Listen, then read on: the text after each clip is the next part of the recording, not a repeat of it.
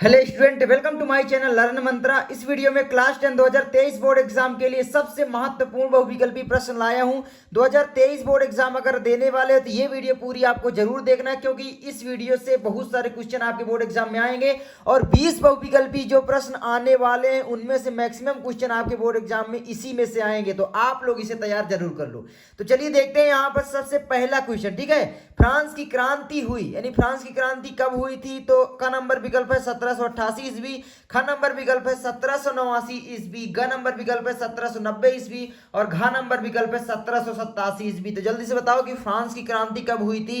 मैंने आपको बताया भी था, तो फ्रांस की क्रांति जो हुई थी वो हुई थी ख नंबर विकल्प यानी 1789 ईस्वी। तो आप लोग ये याद रखना। ठीक है, फ्रांस की क्रांति का मतलब क्या है कि जो वहां के राजा थे उनके खिलाफ आंदोलन होना स्टार्ट हो गए थे, उसी को क्रांति बोलते हैं। ठीक है, तो ये हुआ था, वहां पर जो भी अत्याचार वगैरह होते थे उसके प्रति क्रांति हुई थी।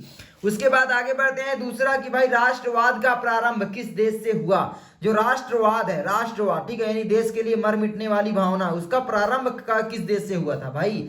तो उसका प्रारंभ कहां से हुआ? का नंबर विकल्प है फ्रांस, खा नंबर विकल्प है भारत, ग नंबर विकल्प है जर्मनी और घ नंबर विकल्प है इटली। तो राष्ट्रवाद का प्रारंभ जिस देश से हुआ था वो हुआ था कहां से जल्दी से बताओ? फ्रांस से। ठीक है, तो आप लोग ये याद रखना। तो आगे आपका क्वेश्चन आता है नेपोलियन का संबंध किस देश से था। ठीक है, तो नेपोलियन का संबंध किस देश से था? का नंबर विकल्प है जर्मनी, ख नंबर विकल्प है इटली, ग नंबर विकल्प है फ्रांस और घ नंबर विकल्प है इंग्लैंड। तो नेपोलियन का जो संबंध था वो कहां से था? तो जल्दी से आप मुझे कमेंट करो। ठीक है, उसके बाद मैं आपको बताता हूं, मैं आपको बता दूं यहाँ पर जो यहाँ पर फ्रांस है, ठीक है, यहाँ पर नेपोलियन का संबंध हुआ था। आप जानते हो नेपोलियन का पूरा नाम क्या था? नेपोलियन बोनापार्ट, है ना।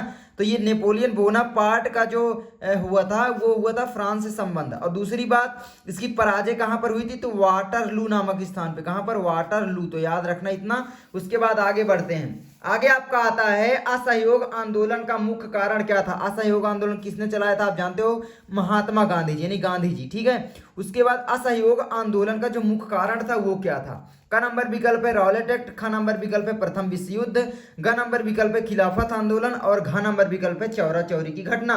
तो कब हुआ था? तो असहयोग आंदोलन जो हुआ था वो रॉलेट एक्ट के विरोध में चलाया गया था। रॉलेट एक्ट क्या था? रॉलेट एक्ट को भारतीय काला कानून कहते थे। इसका मतलब यह है कि किसी भी जो भी आंदोलनकारी हैं उन्हें शक के आधार पर गिरफ्तार कर सकता था ये कानून के तहत। ठीक है, कोई भी अंग्रेज। तो ये आप याद रखना, जो भी अंग्रेज का शासन था हमारे देश में तो रॉलेट एक्ट उन्होंने पारित किया ताकि जो भी ये स्वतंत्रता आंदोलन है इनको कुचल डालें, मतलब इनको पूर्ण ना होने दें। इन्हीं के खिलाफ में ये लोग क्या किए कि रॉलेट एक्ट पारित कर दिए थे और इसी के खिलाफ में फिर आंदोलन होना स्टार्ट हो गए थे। जैसे महात्मा गांधी जी आंदोलन चलाए थे, बहुत सारे आंदोलन हुए थे। उसके बाद आगे बढ़ते हैं कि भाई पांचवा क्वेश्चन है बहुत इंपॉर्टेंट कि महात्मा गांधी ने असहयोग आंदोलन कब प्रारंभ किया था। तो कब प्रारंभ किया? का नंबर विकल्प है 1919 ईस्वी को, ख नंबर विकल्प है 1920 ईस्वी को, ग नंबर विकल्प है 1922 ईस्वी को और घ नंबर विकल्प है 1924 ईस्वी को। तो महात्मा गांधी जी ने असहयोग आंदोलन कब प्रारंभ किया था? तो रॉलेट एक्ट जो पारित हुआ था वो पारित हुआ था 1919 ईस्वी में। याद रखना 1919 ईस्वी में। तो जो असहयोग आंदोलन हुआ था वो भी रॉलेट एक्ट के विरोध में किया गया था। तो जो असहयोग आंदोलन पारित होगा वो भी तो 1919 ईस्वी में ही पारित होगा ना। तो ये आप याद रखना 1919 ईस्वी। तो एक दूसरे से इंटरकनेक्टेड होते हैं, बस आपको तैयार करने की जरूरत होती है। उसके बाद आता है हमारा छठवां क्वेश्चन। ठीक है, चौरा चौरी में हिंसात्मक घटना कब हुई? तो चौरा चौरी में जो है वो हिंसात्मक घटना कब हुई थी? तो वो हुई थी का नंबर विकल्प है 5 फरवरी 1922 ईस्वी को, ख नंबर विकल्प है 8 नवंबर 1924 ईस्वी को, 10 फरवरी 1927 ईस्वी को और घ नंबर विकल्प है 9 अप्रैल 1930 ईस्वी को। तो जल्दी से आप कमेंट करो। मैं आपको बताता हूं जो चौरा चौरी की घटना हुई थी वो क्यों हुई थी। बहुत सारे लोग असहयोग आंदोलन कर रहे थे। ठीक है, याद रखना असहयोग आंदोलन कर रहे थे।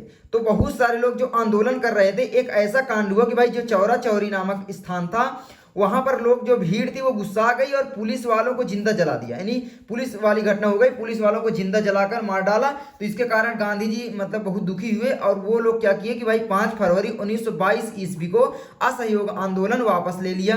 ठीक है, तो चौरा चौरी घटना असहयोग आंदोलन वापस लेने के कारण प्रसिद्ध है। ठीक है, तो असहयोग आंदोलन से इसका संबंध है। तो आप इसीलिए मैं सारी चीजें आपको बता देता हूँ ताकि आपको याद रहे। उसके बाद आता है सातवां क्वेश्चन, आर्थिक महामंदी का प्रारंभ किस वर्ष हुआ था? तो आर्थिक महामंदी का प्रारंभ किस वर्ष हुआ? क नंबर विकल्प 1919 ईस्वी, ख नंबर विकल्प 1924 ईस्वी, ग नंबर विकल्प 1929 ईस्वी और घ नंबर विकल्प 1934 ईस्वी।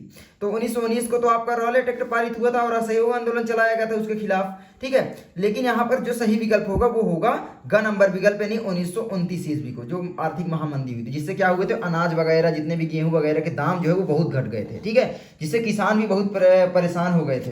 उसके बाद चलो आगे बढ़ते हैं। तो आगे आपका क्या आता है, यहाँ पर देखिए 8वां क्वेश्चन, विश्व व्यापार संगठन की स्थापना कहां पर हुई? ठीक है, तो विश्व व्यापार संगठन, यहां पर याद रखना विश्व व्यापार संगठन यानी WTO, यानी इसको बोलते हैं वर्ल्ड ट्रेड ऑर्गेनाइजेशन, यानी ठीक है विश्व व्यापार संगठन, इसकी स्थापना जो हुई थी वो कहां पर हुई थी पूछा गया। का नंबर विकल्प है न्यूयॉर्क, ख नंबर विकल्प है वाशिंगटन, ग नंबर विकल्प है जिनेवा और घ नंबर विकल्प है ऑस्ट्रिया। तो यहाँ पर बहुत सारे लोग बोले यहाँ पर न्यूयॉर्क, है ना, न्यूयॉर्क ही होगा, आप लोगों को याद भी होगा, लेकिन नहीं, विश्व व्यापार संगठन याद रखना, अभी मैं बताता हूं, विश्व व्यापार संगठन की जो स्थापना हुई थी वो यहां पर हुई थी। कहां पर हुई थी जल्दी से बताओ? जिनेवा पर, ठीक है, तो ये आप लोग याद रखना, जिनेवा पर हुई थी। अब यहां पर क्या होता है, ये क्वेश्चन में दोनों में रचते हैं बच्चे, क्या करते हैं, 9वां जैसे है कि संयुक्त राष्ट्र संघ का मुख्यालय कहां पर स्थित है?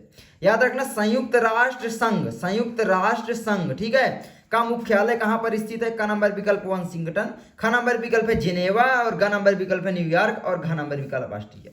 तो इसका सही विकल्प होता है न्यूयॉर्क, याद रखना इसका सही विकल्प संयुक्त राष्ट्र संघ का। और वर्ल्ड ट्रेड ऑर्गेनाइजेशन यानी विश्व व्यापार संगठन की जो स्थापना हुई थी वो जिनेवा में हुई थी। तो ये आप याद रखना, दोनों ही ग नंबर विकल्प में आते हैं, ठीक है, इसीलिए बच्चे मैक्सिमम कंफ्यूज हो जाते हैं और यहाँ पर न्यूयॉर्क में टिक लगा देते हैं, तो ये गलती मत करना। उसके बाद आगे बढ़ते हैं। आगे आपका क्या आता है 10वां क्वेश्चन की निम्नलिखित में से किस प्रांत में सोपानी खेती की जाती है? प्रांत मतलब होता है राज्य, है ना, याद रखना, प्रांत मतलब होता है राज्य और सोपानी मतलब होता है सीढ़ीदार, ठीक है, सीढ़ीदार, ये आप याद रखना। अब सीढ़ीदार खेती कहां पर होती है? आप लोग किसी का ब्लॉग देखते होंगे, सौरभ जोशी भाई का, आप जानते हो अगर ब्लॉग देखते हैं तो। का नंबर विकल्प पंजाब, ख नंबर विकल्प है उत्तर प्रदेश, ग नंबर विकल्प हरियाणा और घ नंबर विकल्प उत्तराखंड।